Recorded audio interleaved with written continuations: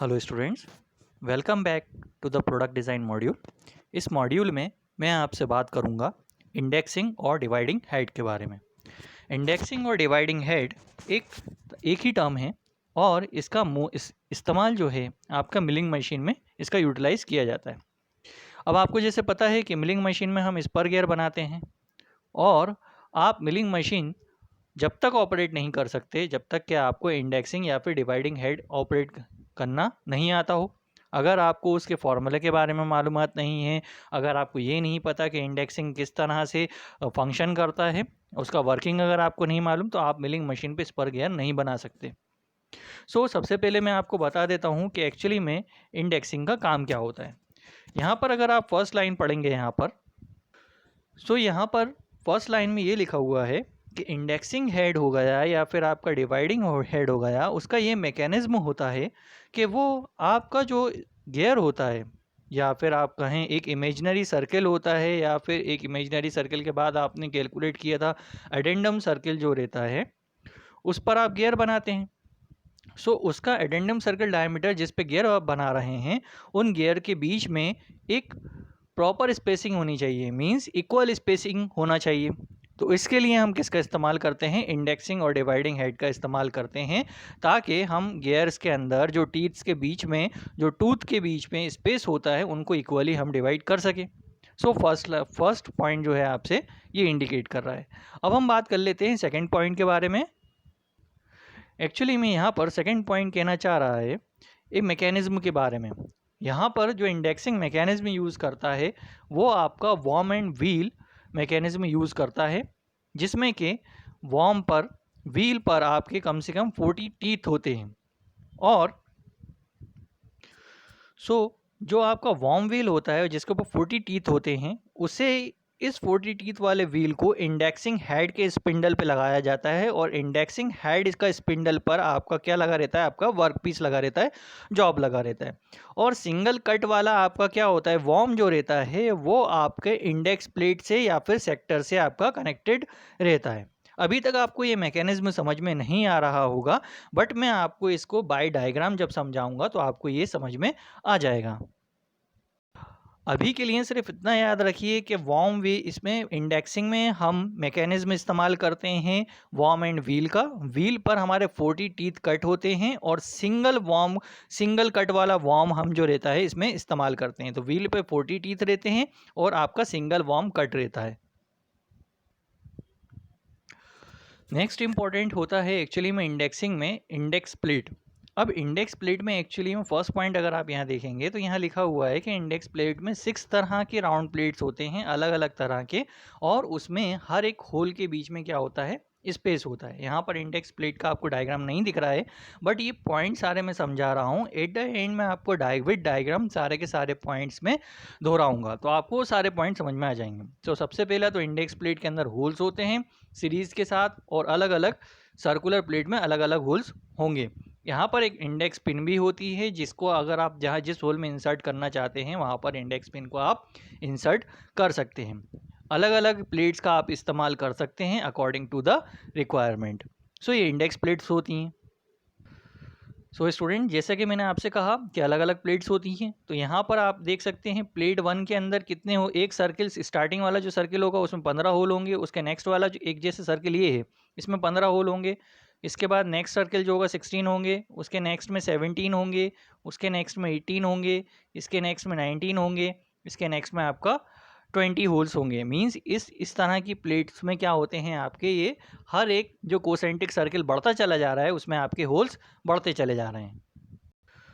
आपने देखा यहाँ पहले होल में 15, फिर दूसरे सर्किल में 16, 17, 18, 19, तो ये सीरीज से जा रहे हैं। इस तरह की प्लेट को हम कहते हैं आपका सिंपल इंडेक्सिंग सिस्टम। अगर आपको 15, अगर मान के चलिए, अगर 15 होल्स का एक सर्किल घुमाने के बाद अगर आपका 15 होल्स पे काम हो रहा है, तो आप इस प्लेट का इस्तेमाल कर सकते हैं। सबसे बस आप प्लेट समझ लीजिए एक बार, फिर उसके बाद अगर जब तक आपको इंडेक्सिंग समझ में नहीं आएगा, जब तक आपको प्लेट ज़्यादा समझ में नहीं आती। सिर्फ इतना ध्यान में रखिएगा कि ये प्लेट 1 में इतने होल्स होते हैं, प्लेट 2 में आपके इतने होल्स होते हैं, और प्लेट 3 में आपके 37, 39, 41, 43 अगर आप देखेंगे यूनिक होल्स होते हैं। ये जो आपने 3 तरह की प्लेट्स देखी, इन्हें हम कहते हैं brown and sharp type set of index plates. ये कम से कम 6 सर्किल्स, कम से कम एटलीस्ट 6 सर्किल्स होते हैं इसमें। तो आप देखिए, एक सर्किल में 15, दूसरे में 16, तीसरे सर्किल में 17, 18, 19, 20, तो सब में 6-6 होल्स होते हैं। इस तरह की प्लेट्स को हम कहते हैं brown and sharp type set of index plates. Next next type जो हमारी प्लेट होती हैं वो होती हैं हमारी Cincinnati type of consist of one plate drilled on both side. Means Cincinnati type of जो प्लेट रहती हैं, इसमें एक तरफ तो अलग साइड, एक ही प्लेट पे मतलब 2 साइड होल्स होते हैं। एक साइड पे अलग होल्स होंगे और सेकंड साइड पर आपके अलग होल्स होंगे। प्लेट एक ही रहती है, ठीक है, मतलब उसको फुली ड्रिल्ड नहीं किया जाता है, सिर्फ पार्शियली ड्रिल्ड कर दिया जाता है ताकि आपकी पिन जो हो वहाँ पर आके स्टिक हो जाए।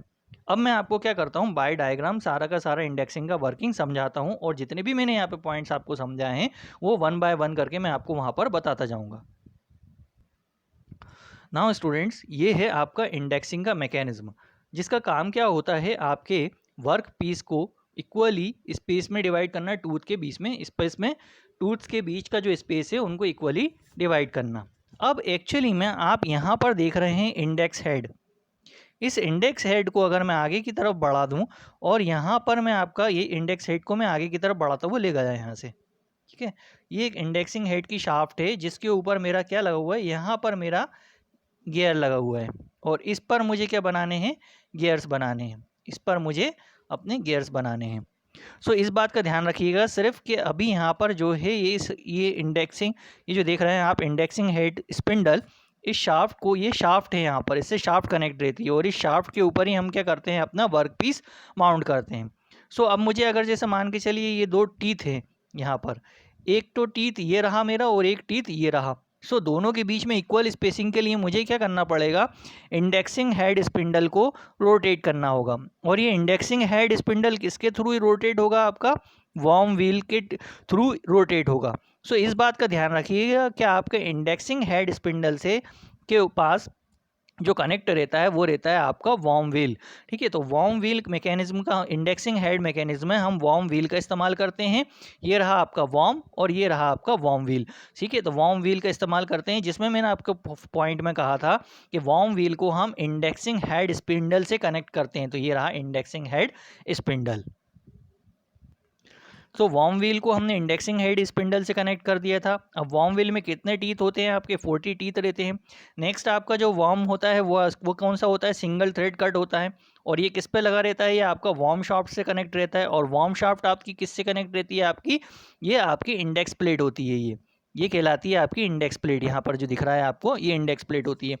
अब इंडेक्स प्लेट के अंदर ही आप देख रहे हैं, मैंने अभी 2 से 3 तरह की प्लेट्स बताई थी आपको। प्लेट 1 में होती थी 15, 16, 17, 18, 19, 20। सो ये कौन सी होती थी, सिंपल इंडेक्सिंग कहलाती है वो।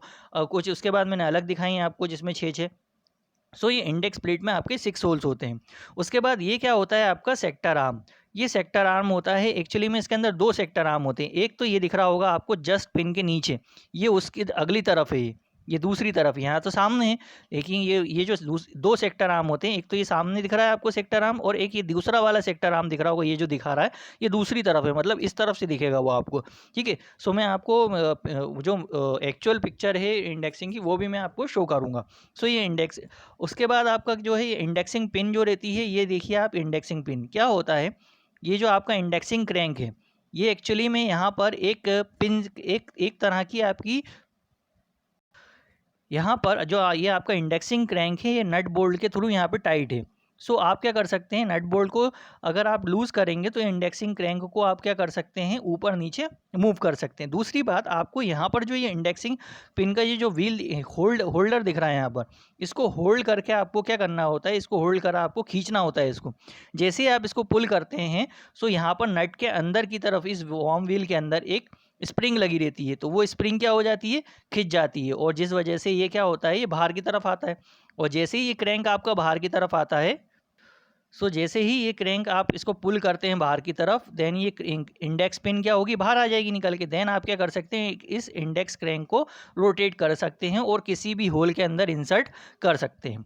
आई होप आपको मेरी बात समझ में आ गई होगी। सो सिंपल सा मैकेनिज्म है। इंडेक्सिंग हेड स्पिंडल जो रहती है आपकी शाफ्ट से कनेक्ट रहती है, जहाँ पे वर्क पीस आपका क्या करता है, होल्ड होता है। अब आपका इंडेक्सिंग हेड स्पिंडल से कौन कनेक्ट रहता है? 40 व्हील का वॉर्म व्हील रहता है। आपके वॉर्म व्हील किससे कनेक्ट रहता है? सिंगल थ्रेडेड वॉर्म से कनेक्ट रहता है, जो कि वॉर्म शाफ्ट पर कट होते हैं। और यही वॉर्म शाफ्ट के ऊपर आपका इंडेक्सिंग प्लेट होता है, जिसके अंदर आपके 6 अलग अलग तरह के सर्किल्स होते हैं। और हर एक सर्किल पे अकॉर्डिंग टू द रिक्वायरमेंट आपका क्या होते हैं? नंबर ऑफ होल्स होते हैं। इसमें आपके कितने आर्म्स होते हैं? इसमें आपके 2 सेक्टर आर्म्स होते हैं। इनका काम ये होता है कि आप क्या कर सकें, एक लोकेशन को आप वहाँ पर क्या कर सकें, एडजस्ट कर सकें। अब जैसे मुझे यहाँ इस होल के ऊपर मुझे क्या करना है, अपने जो इंडेक्सिंग पिन है इसको होल्ड करना है। तो यहाँ से इंडेक्सिंग पिन रोटेट करता हुआ लाऊंगा और यहाँ सेक्टर आर्म से पहले यहाँ पर क्या कर दूंगा, मैं उसको सेक्टर आर्म को पहले ही लगा दूंगा, ताकि मुझसे कोई गलती ना हो। अगर कोई गलती हो गई तो फिर क्या होगा, गियर एडजस्ट नहीं हो पाएगा सही तरीके से और गियर ख़राब हो जाएगा। पहली बात तो ये सेक्टर आर्म का काम भी आप समझ गए होंगे। और इंडेक्सिंग क्रैंक का काम क्या रहता है कि आप इस इंडेक्सिंग पिन को आप क्या करें, पुल करें बैक साइड पर, और इंडेक्सिंग क्रैंक की मदद से आप इस पिन को किसी भी होल के अंदर इंसर्ट कर सकते हैं। आई होप आपको ये सारा का सारा वर्किंग समझ में आ गया होगा। नाउ स्टूडेंट्स, मैं आपके सामने एक बहुत ही इंपॉर्टेंट चीज़ रिवील करने जा रहा हूँ, जो मोस्टली स्टूडेंट्स को नहीं आती है। बहुत सारे स्टूडेंट्स को बिल्कुल भी नहीं आती कि आखिर हम किस तरह से उसके मशीन के ऊपर वर्क करना है। एक जैसे कि मैंने इससे पहले वाले लेक्चर अगर आपने नहीं पढ़ा है तो प्लीज़ इस डिज़ाइन को पढ़ने से पहले उस लेक्चर को ज़रूर पढ़ें। पिछले लेक्चर में जैसे मैंने आपको बताया था कि मेरे जो गियर मैं मिलिंग मशीन पे इस्तेमाल कर रहा हूँ, वहाँ पर मॉड्यूल जो है उस गियर का उस गियर कटर का मॉड्यूल है 3। और उस गियर पे मैं बनाना चाह रहा हूँ 18 टीथ्स में बनाना चाह रहा हूँ, जिसमें कि मेरा टोटल एडेंडम कितना निकला था फॉर्मूले से, m×n+2 से 60 mm निकला था एडेंडम सर्किल डायमीटर। और वर्किंग डेप्थ कितनी रहेगी, 6.5 mm। यही प्रोसीजर हम डिज़ाइन का फॉलो करेंगे while on manufacturing the gear on the milling machine. अब यहाँ पर जो इंडेक्सिंग और डिफरेंशियल इंडेक्सिंग एक अलग तरह से, डिफरेंशियल इंडेक्सिंग का मतलब ये रहता है कि बहुत सारी ऐसी प्लेट्स होती हैं जिसमें कि आपको होल्स ही नहीं मिलेंगे। अब आप नहीं कर पा रहे तो उसके लिए अब आप अलग अलग प्लेट तो बना नहीं सकते। इसलिए क्या करा इंजीनियर्स ने, एक तरह का डिज़ाइन किया, जिसमें उन्हें डिज़ाइन करने के बाद बहुत सारे हिट एंड ट्रायल मेथड करने के बाद उन्हें एक फार्मूला नज़र आया, जिसका फार्मूला का नाम है 40/n। डिफरेंशियल इंडेक्सिंग का मतलब किसी भी प्लेट पर आप क्या कर सकते हो, अगर इस फार्मूला का यूटिलाइज करोगे तो आप आराम से वहाँ पर उस प्लेट का इस्तेमाल करके ही आप गियर बना सकते हो, आपको प्लेट चेंज करने की ज़रूरत नहीं है। ये देख लेते हैं कैसे होगा। जैसे 40/n फार्मूला है इसका, तो 40 का हमने ऊपर रखा, हमें कितने नंबर ऑफ टीथ्स कट करने हैं, 18, तो 18 टीथ। हम क्या करेंगे, इसको कैंसिल किया मैंने तो क्या गया, 20/9 आ गया। अब मैं इसको आगे कैंसिल नहीं कर सकता, लेकिन मिक्स्ड फ्रैक्शन आपने पढ़ा होगा। मिक्स्ड फ्रैक्शन कितना पढ़ा होगा, 2 × 9 2 = 18, 2/9। अब इसका मतलब 2 का मतलब ये रहता है, अगर मान के चलिए यहाँ पर है, ये आपकी इंडेक्स प्लेट है और यहाँ पर एक क्या है, होल है, और आपकी इंडेक्स पिन कहाँ पर लगी हुई है, एक इंडेक्स पिन आपकी यहाँ लगी हुई है, आपकी इंडेक्स पिन यहाँ लगी हुई है, ठीक है। आपको क्या करना है, इस 2 का मतलब ये है कि आप क्या कीजिए, इस इंडेक्स पिन को आप 2 बार घुमा दीजिए। एक बार तो ये घूम गया और देन उसके बाद फिर एक बार और घूम के फिर यहीं आ जाइए, तो ये कितने हो गए, 2 बार हो गए। अब 2/9 का मतलब क्या होता है, ये 2/9 को समझने के लिए मैं आपको एक्चुअल प्लेट दिखाता हूँ। नाउ स्टूडेंट्स, आप देख सकते हैं यहाँ पर, ये है आपकी एक्चुअल इंडेक्सिंग प्लेट, ये है एक्चुअल इंडेक्सिंग प्लेट, ये है आपका सेक्टर आर्म, ये है आपका इंडेक्सिंग क्रैंक, ठीक है। और ये कहलाती है आपकी इंडेक्सिंग पिन। इसको हम जब पुल करते हैं तो इसे इंडेक्सिंग पिन बाहर आ जाती है। नाउ स्टूडेंट्स, अब मैं आपको यहाँ पर जूम करके दिखा रहा हूँ। इंडेक्सिंग प्लेट में आप देखिए 1 2 3 4 5 6, तो 6 सर्किल्स हैं, और इस हर एक सर्किल के ऊपर आपको अलग अलग क्या है, नंबर ऑफ टीथ्स कट हुए दिखाई देते हैं। अब जब आप ये देखते हैं तो यहाँ पर क्या होता है, यहाँ पर नंबर्स दिए रहते हैं। ये अब आपको दिख नहीं रहे हैं, तो मैं आपको वो जूम वाला पिक्चर दिखाता हूँ, जिसमें आपको सारे के सारे जूम करके इसको पिक्चर को मैं शो करूँगा आपको, जिससे कि आपको सारे नंबर्स दिखाई देंगे। नाउ स्टूडेंट्स, अब आप देख सकते हो वहाँ पर जो पिक्चर्स में दिख रहे थे, ये मैंने जूम करके इसको फ्लिप किया है इस फोटो को। तो यहाँ पर देखिए, बाहर वाले में 51 है, अंदर की तरफ 43 है, देन 33 है, देन 27 है, देन 18 है, देन 17 है, देन लास्ट में 13 है। 1 2 3 4 5 6, 3 और 3 6 7 सर्किल हैं एक्चुअली में इसमें। आप तो कह रहे थे कि 6 सर्किल हैं, तो हमारे पास डिफरेंशियल है, तो यहाँ पर इस डिफरेंशियल वाली प्लेट में कम से कम 7 सर्किल हैं, ठीक है। ऐसा मतलब ये अलग तरह डिफरेंशियल प्लेट है ये। इसलिए इसके अंदर कितने हैं आपके 7 सर्कल्स हैं और हर एक सर्कल में अलग अलग होल्स हैं। अब हमने क्या बात करी थी आपसे यहाँ पर कि भाई हम 40/n का फॉर्मूला यूटिलाइज़ कर रहे थे।